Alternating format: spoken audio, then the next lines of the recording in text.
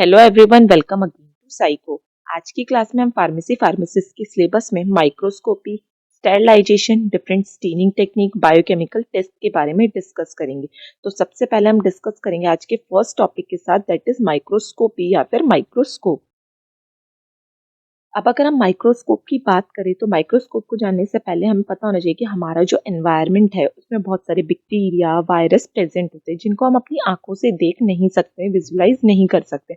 और उन्हीं ऑर्गेनिज्म को या फिर माइक्रो ऑर्गेनिज्म को विजुलाइज करने के लिए हम माइक्रोस्कोप का यूज करते हैं। तो माइक्रोस्कोप की बात करें तो माइक्रोस्कोप एक ऐसा इंस्ट्रूमेंट होता है जो क्या करता है, किसी भी इमेज को या फिर किसी भी ऑब्जेक्ट को बड़ा करके दिखाने के काम आता है, लार्ज इमेज को दिखाने के काम आता है। अगर हम माइक्रोस्कोप की बात करें तो बेसिकली हम माइक्रोस्कोप का यूज सेल की स्टडी करने के लिए, सेल के जितने पार्ट्स हो गए या फिर ऑर्गेनेलीज हो गए या फिर ऐसे ऑर्गेनिज्म जो बहुत ज़्यादा छोटे होते हैं जिनको हम अपनी आंखों से नहीं देख सकते, उनको देखने के लिए, विजुलाइज करने के लिए यूज करते हैं। अगर हम माइक्रोस्कोप का बात करें, अगर हमें सेल डिवीजन देखना है, सेलुलर प्रोसेस को जानना है या फिर डीएनए रेप्लिकेशन को देखना है, उसके लिए भी हम माइक्रोस्कोप का यूज करते हैं। अगर हम बात करें फादर ऑफ माइक्रोस्कोपी तो एंटन वॉन लीeuwenhoek को हम फादर ऑफ माइक्रोस्कोपी बोलते हैं। इन्होंने ही सबसे पहले माइक्रो ऑर्गेनिज्म को डिस्कवर किया था और विजुलाइज किया था माइक्रोस्कोप के अंदर और उसके स्ट्रक्चर को आइडेंटिफाई किया था। अगर हम बात करें माइक्रोस्कोप तो माइक्रोस्कोप के मेनली दो टाइप्स होते हैं, ठीक है। पहला है हमारा ऑक्यूलर या फिर लाइट माइक्रोस्कोप और दूसरा होता है हमारा इलेक्ट्रॉन माइक्रोस्कोप। अब नाम से ही पता चल रहा है लाइट माइक्रोस्कोप, यानी कि इसमें क्या करेंगे, हम लाइट का यूज करते हैं अपने ऑब्जेक्ट को या फिर जो अपना स्पेसिमेन है, जो भी हमारा सैंपल है उसको देखने के लिए। वहीं अगर हम बात करें इलेक्ट्रॉन माइक्रोस्कोप तो इलेक्ट्रॉन माइक्रोस्कोप में हम लाइट की जगह जो इलेक्ट्रॉन बीम होती है उनका यूज करते हैं अपने ऑब्जेक्ट को या फिर अपनी सेल को देखने के लिए, विजुलाइज करने के लिए। जब भी हम माइक्रोस्कोप की बात करते हैं तो माइक्रोस्कोप के मेनली दो कंपोनेंट होते हैं, पहला है लाइट और दूसरा है लेंस। क्योंकि लाइट क्या करेगा, हमारी जो इमेज है उसको प्रोड्यूस करवाने में हेल्प करेगा और लेंस क्या करता है, जो ऑब्जेक्ट है उसको विजुलाइज करता है, ठीक है। अगर हम लेंस की बात करें, किसी लेंस की मैग्निफिकेशन पावर ही बताती है कि वो कितना बड़ा ऑब्जेक्ट दिखा सकता है। और किसी लेंस की अगर मैग्निफिकेशन पावर 10x है, यानी कि वो इमेज कितनी 10 टाइम बिगर इमेज को प्रोड्यूस करेगा। या फिर आप बोल सकते हो अगर किसी लेंस की मैग्निफिकेशन पावर 20 है तो यानी कि वो इमेज को 20 टाइम बिगर या फिर 20 टाइम लार्ज शो करेगा। अब अगर हम इसमें भी बात करें तो अब कुछ माइक्रोस्कोप में क्या होता है, सिंगल लेंस प्रेजेंट होता है जिसको हम क्या बोल देते हैं, सिंपल माइक्रोस्कोप। जिन भी माइक्रोस्कोप में, अगर लाइट माइक्रोस्कोप में भी किसी टाइप में अगर एक ही लेंस प्रेजेंट है तो हम उसको क्या बोलेंगे, सिंपल माइक्रोस्कोप। लेकिन वहीं अगर किसी लाइट माइक्रोस्कोप या फिर इलेक्ट्रॉन माइक्रोस्कोप में दो या दो से ज्यादा लेंस है तो उसको हम क्या बोलेंगे, कंपाउंड माइक्रोस्कोपी। तो जब भी अगर आपको आ जाए कि कंपाउंड माइक्रोस्कोपी क्या है, यानी कि उसमें क्या है, लेंस या तो दो है या फिर तीन लेंस प्रेजेंट है। वैसे बेसिकली जो कंपाउंड माइक्रोस्कोपी होता है उसमें 3 लेंस प्रेजेंट होते हैं। अगर आप ये स्ट्रक्चर में देखोगे तो ये क्या है, कंपाउंड माइक्रोस्कोपी है, क्योंकि कंपाउंड माइक्रोस्कोपी में क्या है, 3 लेंस प्रेजेंट है। अगर फर्स्ट लेंस की बात करें तो वो यहाँ पे प्रेजेंट होता है जिसको हम ऑकुलर लेंस भी बोलते हैं। ऑकुलर लेंस मतलब ये क्या है, हमारे आई के पास प्रेजेंट होगा फर्स्ट लेंस। अब सेकेंड लेंस की बात करें तो इसको बोलते हैं हम ऑब्जेक्टिव लेंस या फिर ऑब्जेक्ट लेंस, यानी कि ये क्या करेगा, हमारे ऑब्जेक्ट को विजुलाइज करने में हेल्प करेगा। थर्ड लेंस होता है इसमें हमारा कंडेंसर लेंस। कंडेंसर लेंस क्या करेगा, लाइट को रिफ्लेक्ट करने का काम करेगा या फिर जो लाइट है उसको पास करने का काम करेगा। तो अगर कंपाउंड माइक्रोस्कोपी की बात करें तो इसमें 3 लेंस प्रेजेंट है। पहला ऑकुलर लेंस जो आई के पास प्रेजेंट है या फिर इसको आई लेंस भी बोल सकते हैं। दूसरा हमारा ऑब्जेक्टिव लेंस जो ऑब्जेक्ट को विजुलाइज करने में हेल्प करेगा। और तीसरा होता है कंडेंसर लेंस जिसको जो क्या करते हैं, लाइट को रिफ्लेक्ट करने का काम करता है।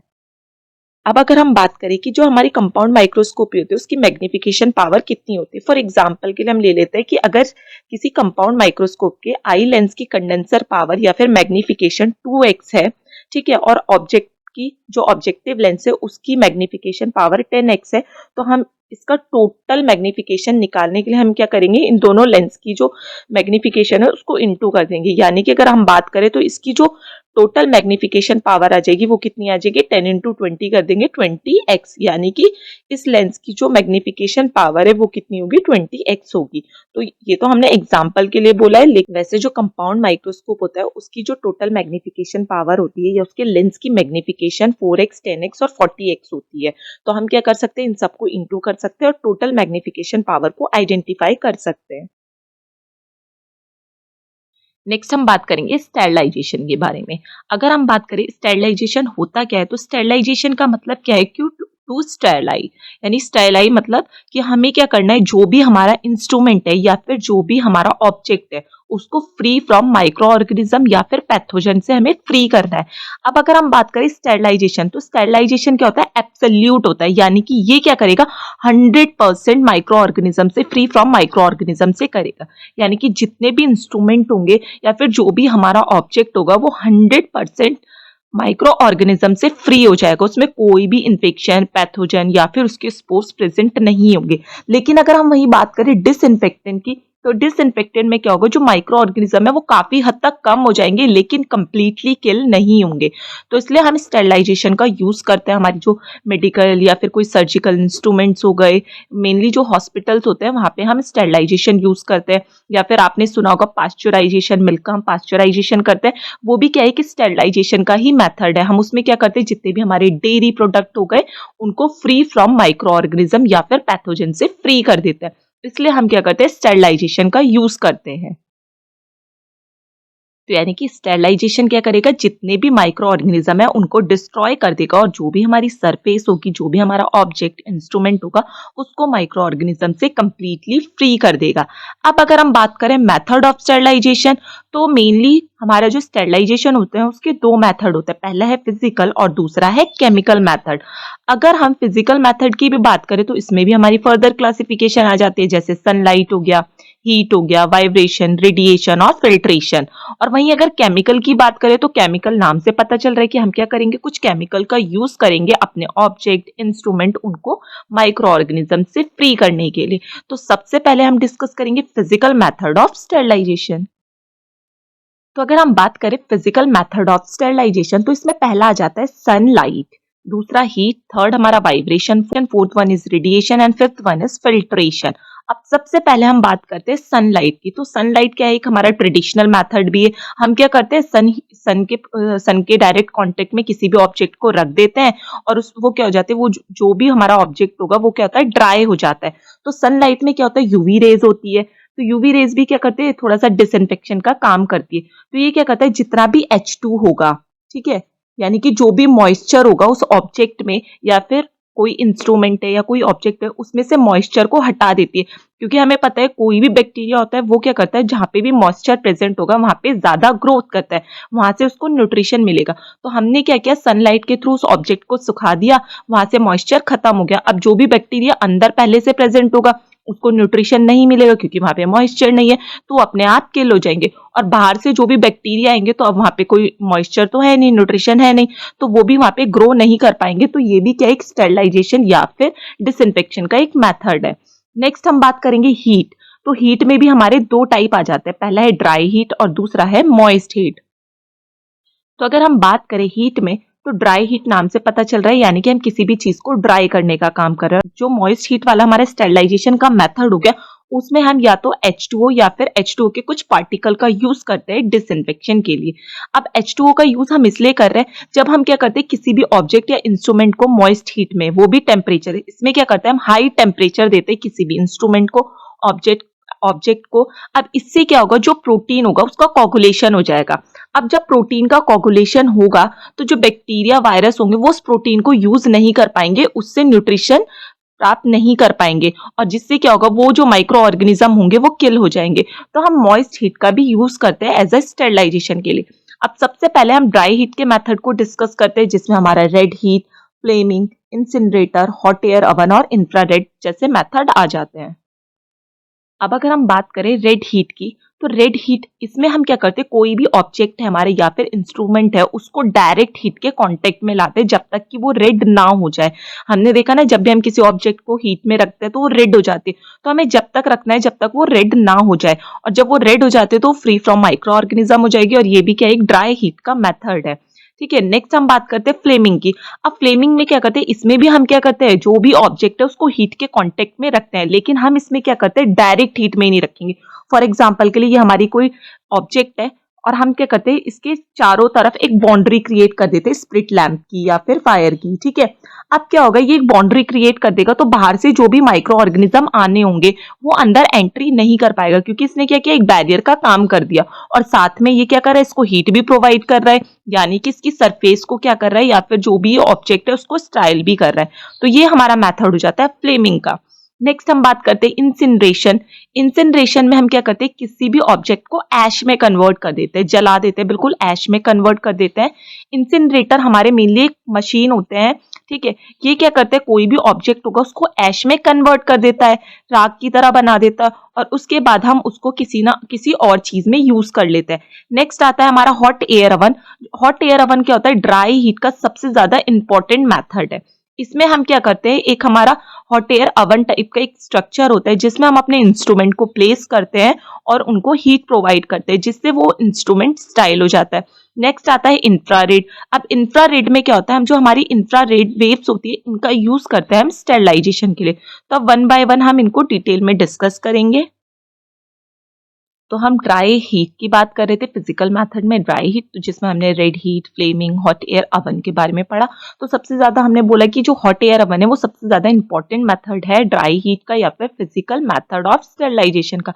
तो हॉट एयर अवन में हम क्या करते हैं, किसी भी ऑब्जेक्ट को, ये एक अवन जैसा होता है, ठीक है, इसका जो स्ट्रक्चर होगा वो एक अवन जैसा होता है, जिसमें हम क्या करते हैं, एक पर्टिकुलर एक जो हमारा टेम्परेचर होता है उसको एक पर्टिकुलर टाइम के लिए सेट करते हैं, और अपने जो ऑब्जेक्ट है, अपने जो इंस्ट्रूमेंट है उसको हम स्टाइल करते हैं। तो इसमें मेनली हम क्या करते हैं, 170 डिग्री सेल्सियस 30 मिनट के लिए दे सकते हैं, या फिर 160 डिग्री सेल्सियस फॉर 60 मिनट के लिए सेट कर सकते हैं, या फिर 150 डिग्री सेंटीग्रेड फॉर 150 मिनट्स के लिए हम इसमें अपने जो इंस्ट्रूमेंट है उनको रख सकते हो और उनको complete free from micro organism से कर सकते हैं। मेनली अगर हम बात करें हॉट एयर अवन का, तो इसका यूज हम जितने भी हमारे इंस्ट्रूमेंट हो गए, ठीक है, जैसे हमारे ग्लास वेयर हो गए, पैट्री प्लेट्स हो गई, इवन बहुत सारे हमारे जो पाउडर के सैंपल होते हैं उनके लिए हम हॉट एयर अवन का यूज करते हैं, या फिर हमारे बहुत सारे इंस्ट्रूमेंट होते हैं जैसे कि सर्जिकल इंस्ट्रूमेंट्स हो गए, ठीक है, सीजर्स हो गए, स्केपल्स हो गए, उनका यूज करते, उनको स्टाइल करने के लिए हम हॉट एयर अवन का यूज करते हैं। नेक्स्ट हमने पढ़ा इंफ्रारेड रेडिएशन। इंफ्रारेड रेडिएशन में हम क्या करते हैं कि जो हमारा इंस्ट्रूमेंट होता है उसको रेडिएशन के कांटेक्ट में लाते हैं, और वो रेडिएशन कितना होगा, 180 डिग्री सेल्सियस फॉर 70 मिनट के लिए। और इसमें हम क्या करते हैं, अपने जितने भी हमारे पैकेट वाले इंस्ट्रूमेंट्स हो गए, फॉर एग्जाम्पल के लिए आपने हॉस्पिटल में देखा होगा बहुत सारी सिरिंजेस हो गई, ट्यूबिंग्स हो गई, कैथेटर्स हो गए, वो क्या होता है, एक पैकेट में होता है, और उनको हम पैकेट के साथ ही स्टाइल करते हैं। ठीक है, तो उनको स्टाइल करने के लिए हम इंफ्रारेड रेडिएशन का यूज करते हैं।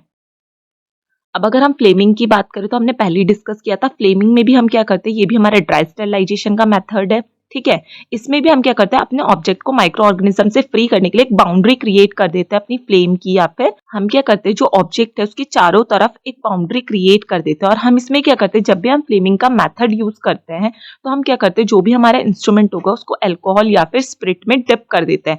लेकिन अगर हम फ्लेमिंग की बात करें तो फ्लेमिंग क्या करता है, कंप्लीट स्टेरिलाइज नहीं करेगा, यानी कि किसी भी जो ऑब्जेक्ट है उसको कंप्लीट माइक्रो ऑर्गेनिज्म से फ्री नहीं करेगा, जैसे कि हमारा रेड हॉट स्टेरिलाइजेशन हो गया, या फिर हमारा हॉट एयर अवन हो गया, वो क्या करते हैं, कंप्लीट स्टेरिलाइजेशन करता है। लेकिन फ्लेमिंग क्या करेगा, कंप्लीट स्टेरिलाइजेशन नहीं करता है, तो ये इतना ज्यादा इफेक्टिव मेथड नहीं है। वहीं अगर हम बात करें रेड हीट की, तो रेड हीट क्या होता है हमारा, इसमें क्या करते हैं, हम किसी भी ऑब्जेक्ट को डायरेक्ट हीट के कांटेक्ट में लाते हैं, और तब तक लाते हैं जब तक कि वो बिल्कुल रेड हॉट ना हो जाए। ठीक है, तो इसमें क्या करते हैं, हम बेंसन फ्लेम का यूज करते हैं इन ऑब्जेक्ट को रेड करने के लिए, या फिर किसी भी जो इंस्ट्रूमेंट हो गया, वायर हो गई, लूप्स हो गए, मेनली क्या होता है जो हमारे फोर्सेप के पॉइंट होता है। ठीक है, अगर हम उसको किसी और मेथड से करेंगे तो वो क्या होंगे, ब्लंट हो जाएंगे। तो हम क्या करते हैं, रेड हीट मेथड यूज करते हैं। रेड हीट मेथड से हम क्या करते हैं, जितने भी हमारे इंक्यूबेशन लूप्स हो गए, वायर्स हो गई या फिर पॉइंट ऑफ फोर्सेप हो गए, उनको स्टाइल करते हैं। ये भी क्या एक ड्राई हीट का मेथड है। तो ये क्या आते हैं हमारे ड्राई हीट के मेथड। नेक्स्ट हम बात करेंगे मॉइस्ट हीट के मेथड्स की। तो अगर हम बात करें हमारे फिजिकल मेथड में सेकंड टाइप की, दैट इज मॉइस्ट हीट। तो मॉइस्ट हीट हम अब नाम से पता चल रहा है मॉइस्ट, यानी कि यहाँ पे क्या होगा, मॉइस्चर होगा, या तो H2O या फिर H2O के कुछ पार्टिकल प्रेजेंट होंगे स्टेरिलाइजेशन के लिए। अब देखो इसमें क्या करते हैं हम, हाई टेम्परेचर देते हैं किसी भी इंस्ट्रूमेंट को, ऑब्जेक्ट को स्टाइल करने के लिए, ठीक है। तो इससे क्या होगा, जो प्रोटीन है, जो बैक्टीरिया जो प्रोटीन ले रहा है एज अ न्यूट्रिशन के लिए, अपने आप को ग्रो करवाने के लिए, तो हम क्या कर देते हैं इसमें कोगुलेशन कर देते हैं, ठीक है। अब उसका जब कोगुलेशन हो जाएगा तो बैक्टीरिया क्या करेगा, उसे एज अ न्यूट्रिटिव यूज नहीं कर पाएगा, और जब उसको न्यूट्रिशन नहीं मिलेगा बैक्टीरिया, तो वो क्या होगा, वीक हो जाएगा, और वीक होने के बाद उसकी डेथ हो जाएगी, किल हो जाएगा, ठीक है। तो हम मॉइस्ट हीट का भी यूज करते हैं एज अ स्टेरिलाइजेशन के लिए। अब अगर हम मॉइस्ट हीट की बात करें तो इसमें हमारा जो टेम्परेचर होता है वो 3 कैटेगरी में सेट हो जाता है। पहला हमारा बिलो 100 डिग्री सेल्सियस, सेकेंड होता है हमारा 100 डिग्री सेल्सियस पे, और थर्ड वन होता है कि 100 डिग्री सेल्सियस से ज्यादा का टेम्परेचर। तो अगर हम बात करें at the temperature below 100 degree Celsius, तो इसका जो बेस्ट एग्जाम्पल है वो है पास्चुराइजेशन। तो पास्चुराइजेशन अगर आपसे पूछा जाए तो ये क्या है, फिजिकल मेथड में मॉइस्ट हीट का क्लासिफिकेशन या फिर टाइप है, जिसमें हमारा जो टेम्परेचर होगा वो कितना होगा, बिलो 100 डिग्री सेल्सियस, यानी कि 100 डिग्री सेल्सियस से ज्यादा इसमें टेम्परेचर नहीं होगा। अब अगर हम पास्चुराइजेशन की बात करें तो आपने पास्चुराइजेशन टर्म कॉमनली भी सुना होगा, आपने मिल्क के पैकेट में देखा होगा पास्चुराइज मिल्क।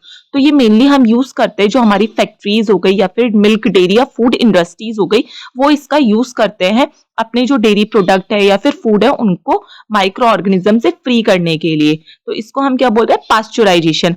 अब पास्चुराइजेशन में भी दो मेथड होता है। पहला है होल्डर मेथड, जिसमें हम टेम्परेचर कितना सेट करेंगे, हमने पहले ही डिस्कस किया कि इसमें टेम्परेचर कितना होगा, 100 डिग्री सेल्सियस से बिलो होगा, यानी कि जितना भी हम इसमें स्टेरिलाइजेशन करेंगे या फिर पास्चुराइजेशन करेंगे किसी भी चीज का, उसका टेम्परेचर हमें किससे बिलो रखना है, 100 डिग्री सेल्सियस के से। तो फिर पहला है इसमें होल्डर मेथड।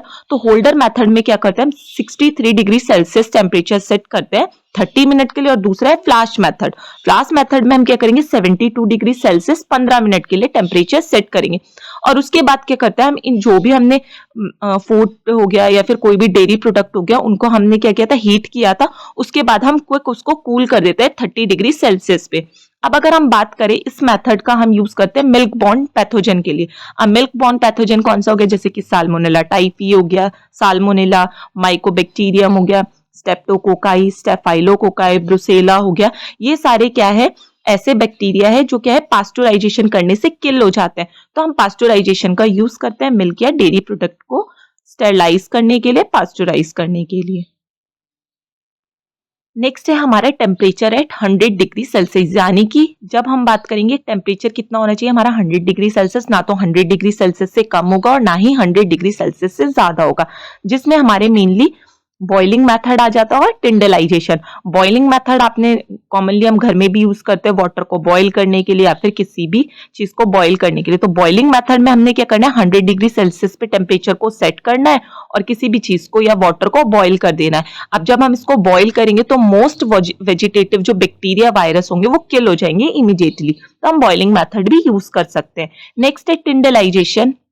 अब जो टिंडलाइजेशन होता है इसका यूज हम करते हैं जो हमारे मीडिया हो गए, स्टेनिंग के लिए हम जो मीडिया यूज करते हैं, शुगर यूज करते हैं या फिर जेलेटिन यूज करते हैं अपनी स्लाइड्स को बनाने के लिए या फिर स्टेनिंग करने के लिए, उसको उन चीजों को हम स्टाइल करने के लिए टिंडलाइजेशन का मेथड यूज करते हैं। टिंडलाइजेशन में हम क्या करेंगे, जो भी हमारा टेम्परेचर होगा वो 100 डिग्री सेल्सियस होगा 30 मिनट्स के लिए, लेकिन हम ये क्या करते हैं 3 सक्सेसिव डे के लिए यूज करते हैं, यानी कि हमने फर्स्ट डे किया, फिर सेकंड डे किया, फिर थर्ड डे किया, जिससे क्या होगा, जो हमारी प्रिजर्व शुगर होगी वो डीकम्पोज हो जाएगी इतने हाई टेम्परेचर में। तो हम टिंडलाइजेशन का भी यूज करते हैं हमारे जो मीडियाज हो गए विद शुगर एंड जेलेटिन को स्टाइल करने के लिए। नेक्स्ट हम बात करेंगे मॉइस्ट हीट में थर्ड कैटेगरी, जिसमें हमारा टेम्परेचर कितना होगा, 100 डिग्री अबव होगा, 100 डिग्री सेल्सियस अबव होगा। पहला हमने पढ़ा था कि कितना होगा, 100 डिग्री से बिलो सेल्सियस से बिलो होगा, सेकेंड हमने पढ़ा 100 डिग्री सेल्सियस, और थर्ड हम पढ़ रहे हैं कि टेम्परेचर कितना होगा, 100 डिग्री सेल्सियस से अबव होगा, जिसमें हमारा मेथड आ जाता है ऑटोक्लेव। अब ऑटोक्लेव क्या होता है, एक बॉइलिंग चेम्बर होता है, यानी कि इसमें क्या होगा, एक ये क्या होता है, एक बक्से की तरह होता है, एक बॉक्स की तरह होता है, ठीक है। और इसमें क्या होगा, नीचे की सरफेस में एक रॉड लगी होती है वाटर को बॉईल करने के लिए, और साथ में एक प्लेट लगी होती है जिसमें हम अपने इंस्ट्रूमेंट को प्लेस करते हैं, ठीक है। तो ऑटोक्लेव की बात करें तो इसमें क्या है, water is boiled in a close chamber, यानी कि हम वही, क्योंकि इसमें क्या है, हमारा जो टेम्परेचर है एक तो बहुत ज्यादा है, 100 डिग्री सेल्सियस से अबव है। दूसरा ये मॉइस्ट हीट का मेथड है, यानी कि इसमें वाटर का यूज होगा, ठीक है। तो इसमें हम क्या करते हैं, एक तो वाटर प्लेस कर देते हैं लोअर सरफेस में जिसमें एक रॉड लगी होती है, रॉड क्या करते हैं, वाटर को टेम्परेचर देती है बॉईल करने के लिए, ठीक है। अब जब वाटर बॉईल होगा उसके ऊपर हम क्या करते हैं, अपने जो इंस्ट्रूमेंट है उनको प्लेस कर देते हैं। जब हम इंस्ट्रूमेंट को प्लेस करेंगे, उनको हाई टेम्परेचर मिलेगा, तो उसमें से उनकी सरफेस पे जितने भी माइक्रो ऑर्गेनिज्म होंगे, उनके स्पोर्स होंगे, वो क्या होंगे, कंप्लीटली डिस्ट्रॉय हो जाते हैं, और वो जो इंस्ट्रूमेंट होगा या फिर ऑब्जेक्ट होगा वो फ्री फ्रॉम माइक्रो ऑर्गेनिज्म हो जाता है।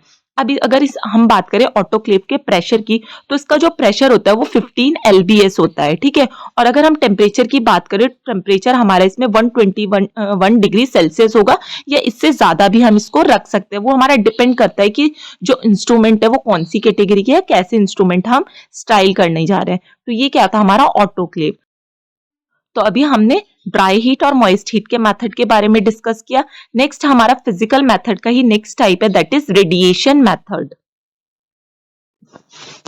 नेक्स्ट मेथड है फिजिकल मेथड का, दैट इज रेडिएशन मेथड। अब रेडिएशन मेथड की बात करें तो इसमें कोई भी फिजिकल हीट यूज ना करके हम क्या करते हैं, रेडिएशन का यूज करते हैं अपने इंस्ट्रूमेंट को या फिर अपने ऑब्जेक्ट को स्टाइल करने के लिए। तो अगर हम रेडिएशन मेथड की बात करें तो उसमें दो तरह के रेडिएशन मेथड देखने को मिलता है। पहला है नॉन आयोनाइजिंग और दूसरा है आयोनाइजिंग मेथड। अब अगर हम बात करें नॉन आयोनाइजिंग मेथड, तो ये क्या करेगा, हमारे डीएनए को चेंज नहीं करता है। यानी कि अगर हम नॉन आयोनाइजिंग एजेंट की बात करें या रेडिएशन की बात करें, तो ये क्या करेगा, जो माइक्रो ऑर्गेनिज्म होगा उसकी सेल वॉल तक ही या फिर उसकी सेल वॉल को ही पेनिट्रेट करेगा और माइक्रो ऑर्गेनिजम्स को किल कर देगा, ठीक है, लेकिन उसका डीएनए को डैमेज नहीं करेगा। तो इसमें हम अल्ट्रावायलेट या फिर इंफ्रारेड रेडिएशन का यूज करते हैं, जिसमें हम लाइट रेस की बात करें तो 150 से 3900 एंगस्ट्रॉन्ग से लेकर या फिर 2600 एंगस्ट्रॉन्ग तक जो हमारी रेज होती है, लाइट रेज होती है, उनका यूज करते हैं। अब ये लाइट रेज होती है, ये क्या होती है, हाईली बैक्टीरियसाइडल होती है। बैक्टीरियसाइडल का मतलब क्या होता है, बैक्टीरिया को किल करना। दो टर्म होती है हमारे पास, बैक्टीरियसाइडल और दूसरा है बैक्टीरियस्टैटिक। स्टैटिक का मतलब क्या है, बैक्टीरिया की ग्रोथ को सिर्फ कम कर रहा है लेकिन बैक्टीरिया को किल नहीं कर रहा है। लेकिन अगर हम बात करें बैक्टीरियसाइडल की, तो बैक्टीरियसाइडल क्या करता है, किल कर देता है माइक्रो ऑर्गेनिज्म को, ठीक है। तो इसकी क्या होते है, वेरी लिटिल पेनिट्रेटिंग पावर होती है, यानी कि ये क्या करेगा, जितनी भी माइक्रो ऑर्गेनिज्म होगा सरफेस पर उनको किल कर देगा। वहीं अगर हम बात करें आयोनाइजिंग रेडिएशन की, तो इसमें हम एक्स रेज और गामा रेज का यूज करते हैं। ये क्या करता है, जो भी हमारा वायरस होगा, माइक्रो ऑर्गेनिज्म होगा, उसके डीएनए को भी पेनिट्रेट कर देंगे और उसको कंप्लीटली किल कर देंगे। तो अगर हम रेडिएशन में बात करें तो जो आयोनाइजिंग रेडिएशन है वो हमारा हाईली इफेक्टिव मेथड होता है स्टेरिलाइजेशन का। अब नेक्स्ट है फिल्ट्रेशन मेथड। अब फिल्ट्रेशन मेथड भी क्या है, फिजिकल मेथड का ही टाइप है, लेकिन हम फिल्ट्रेशन मेथड में कोई भी हीट का यूज नहीं कर रहे हैं, तो इसको हम कोल्ड स्टेरिलाइजेशन भी बोलते हैं। बहुत सारे कॉम्पिटिटिव एग्जाम में पूछा भी गया है कि फिल्ट्रेशन मेथड का अनदर नेम क्या है, तो अनदर नेम या फिर कोल्ड मेथड देके हमें ऑप्शन दिए गए, तो कोल्ड मेथड और फिल्ट्रेशन मेथड हम सेम बोल सकते हैं। यानी कि फिल्ट्रेशन मेथड को ही हम क्या बोल रहे हैं, कोल्ड स्टेरिलाइजेशन, क्योंकि इसमें किसी भी तरह का हीट का यूज नहीं कर रहे हैं। तो इसमें क्या होता है, हम high efficiency particular air filters, यानी कि हम कुछ फिल्टर्स का यूज करते हैं। वो फिल्टर क्या करते हैं, जितने भी माइक्रो ऑर्गेनिज्म हो गया, डस्ट हो गया या फिर जो भी पार्टिकल हो गया, उनको फिल्टर कर देते हैं। और जो ये हमारा high efficiency particular air filter है, इसका जो फिल्टर का डायमीटर होता है वो कितना होता है, 0.3 mm से भी कम होता है। तो यानी कि क्या करेंगे, जितने भी छोटे छोटे माइक्रो ऑर्गेनिज्म हो गए या फिर जो भी वेस्ट हो गया, उसको क्या करते हैं, फिल्टर कर देता है। और इसकी जो फिल्टर कैपेसिटी होती है वो कितनी होती है, 99.997% होती है। तो हम इसमें और भी फिल्टर यूज करते हैं, लेकिन जो कॉमनली यूज किए जाने वाला फिल्टर है वो कौन सा है, high efficiency particulate air filter, जिसका डायमीटर कितना होगा, 0.3 mm से कम होगा। और ये 99.97% जो भी पार्टिकल होंगे या फिर जो भी माइक्रो ऑर्गेनिज्म होगा उनको फिल्टर कर सकता है। तो इसे हम ये क्या है, एक डेफ फिल्टर की तरह भी वर्क करता है। तो हमने डिस्कस की फिजिकल मेथड ऑफ स्टेरिलाइजेशन। तो हमने मेथड ऑफ स्टेरिलाइजेशन में फिजिकल मेथड्स को क्लियर कर लिया, ठीक है। फिल्टर ये याद रखना है आपको कि फिल्ट्रेशन को ही हम क्या बोल रहे हैं, कोल्ड मेथड ऑफ स्टेरिलाइजेशन बोल रहे हैं, जिसमें हम फिल्टर, मेम्ब्रेन या फिर हमारा सेंटर्ड ग्लास हो गया, एप्सटॉसिस हो गया या फिर अर्थनवेयर का यूज करते हैं हम किसी भी अपने जो माइक्रो ऑर्गेनिज्म हो गया या फिर हम बोल सकते हैं अपने किसी भी ऑब्जेक्ट को फिल्टर करने के लिए या किसी सोल्यूशन को फिल्टर करने के लिए हम यूज करते हैं। नेक्स्ट हमारा जो स्टेरिलाइजेशन का मेन मेथड है वो है केमिकल मेथड। अब केमिकल मेथड क्या है, यानी कि हम किसी केमिकल का यूज कर रहे हैं किसी भी सरफेस को स्टाइल करने के लिए, किसी ऑब्जेक्ट को स्टाइल करने के लिए या फिर किसी इंस्ट्रूमेंट को स्टाइल करने के लिए, जिसमें हमारे दो मेथड आ जाते हैं। पहला है लिक्विड और दूसरा है गैस, यानी कि हम किसी लिक्विड का यूज करेंगे या फिर गैस का यूज भी कर सकते हैं स्टेरिलाइजेशन के लिए। तो अगर लिक्विड का बात करें तो इसमें हम अल्कोहल का यूज कर सकते हैं। जैसे कि आपने जो नॉर्मल सैनिटाइजर देखे हैं तो वो सारे किससे बने होते हैं, अल्कोहल से, ठीक है। तो सैनिटाइजर का एग्जांपल आ जाए तो किस में आ जाएगा, हमारे अल्कोहल में। नेक्स्ट एल्डिहाइड्स यूज करते हैं, फिनॉल हो गया, हेलोजन गैसेस हो गई, हेलोजेंस हो गए सॉरी, उसके बाद हैवी मेटल हो गए या फिर सरफेस एजेंट्स हो गए, ठीक है, डाइज हो गए, स्प्रिट्स हो गए, और साथ में कुछ गैस का भी हम यूज करते हैं एज अ केमिकल डिसइंफेक्टेंट या फिर केमिकल स्टेरिलाइजेशन में। अब गैसेस की भी बात करते हैं, इसमें हम फॉर्मेल्डिहाइड हो गया, इथेनॉल ऑक्साइड हो गया, जो हमारे ओटी हो गए जहाँ पे हम ऑपरेशन थिएटर होता है उसको स्टाइल करने के लिए, या फिर जो हमारे वार्ड्स हो गए उनको स्टाइल करने के लिए हम क्या करते हैं, वहाँ पे एक गैस छोड़ देते हैं जिसको हम फॉर्मेल्डिहाइड बोलते हैं, और थोड़ी देर के लिए उस रूम को बंद कर देते हैं। इससे क्या होगा, वो जितना भी एरिया होगा उसकी वॉल्स हो गई या फिर ओटी का जो भी सरफेस होगी, जो भी ऑब्जेक्ट होंगे वो क्या होंगे, स्टेराइल हो जाते हैं, ठीक है। तो आज की क्लास में हमने मेथड ऑफ स्टेरिलाइजेशन के बारे में डिस्कस किया। Thank you everyone, have a nice day. Next class में हम स्टेनिंग के बारे में डिस्कस करेंगे, साथ में हमारे जो टेस्ट है बायोकेमिकल टेस्ट, जैसे कि blood glucose monitoring, uric acid और सीरम यूरिया के बारे में डिस्कस करेंगे। Thank you everyone, have a nice day.